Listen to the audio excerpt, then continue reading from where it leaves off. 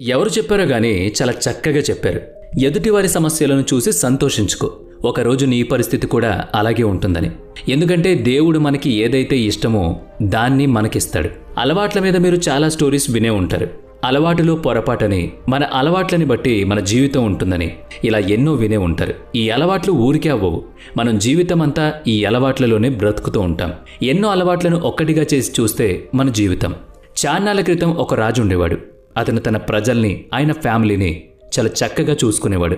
కొన్ని రోజులుగా రాజుకి ఆయన మనుషుల మీద డౌట్ వచ్చింది. ఆయనకి చాలా ముఖ్యమైన 3 మంత్రులు ఉండేవాళ్ళు.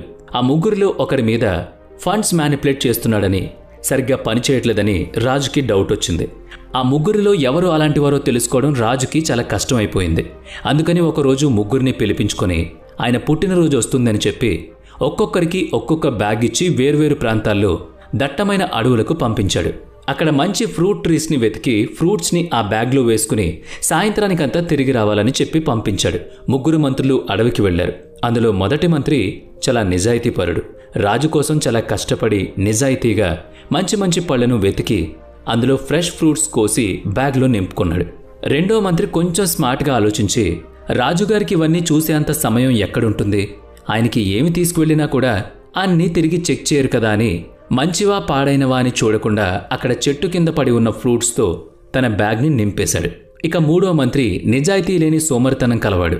రాజు కేవలం బ్యాగ్ మాత్రమే చూస్తాడు, కానీ అందులో ఏముందో చూసే అవకాశం లేదు అనుకుని అతని దగ్గరున్న బ్యాగ్లో ఎండిపోయిన ఆకులు, కొన్ని చిన్న చిన్న రాళ్లు వేసి మొత్తం బ్యాగ్ నింపుకుని వెళ్ళాడు. సాయంత్రం అయింది. రాజు చెప్పిన ప్రకారం 3 వారి వారి బ్యాగులు రాజు దగ్గరికి తీసుకొచ్చారు. రాజు వాళ్ళు తీసుకొచ్చిన బ్యాగులు ఓపెన్ చేసి చూడకుండానే 3ని ఒక నెల రోజులు వేరువేరు జైల్లో పెట్టించాడు. వారికి నెల రోజుల వరకు ఎటువంటి ఫుడ్ పెట్టకుండా వాళ్ళు తెచ్చిన ఫ్రూట్స్నే వాళ్లకు ఆహారంగా పెట్టమని భటులను ఆదేశించాడు. మొదటి మంత్రి అన్ని మంచి ఫ్రూట్స్ తీసుకొచ్చాడు కాబట్టి అతను వాటినే తింటూ నెల రోజులు గడిపేశాడు. పాడైన ఫ్రూట్స్ తీసుకొచ్చినందున రెండవ మంత్రి వాటిని తినడం వల్ల జబ్బుపడి ఎక్కువ రోజులు జైల్లో ఉండలేకపోయాడు. ఇక 3వ మంత్రి తన బ్యాగ్లో ఎండాకులు, కొన్ని రాళ్లు ఉండడంతో కొంచెం కష్టపడి ఆ రోజు మంచి ఫ్రూట్స్ తీసుకుని వచ్చి ఉంటే ఈ రోజు నాకు ఏ ప్రాబ్లం అయ్యేది కాదు అనుకుని పశ్చాత్తాపడ్డాడు.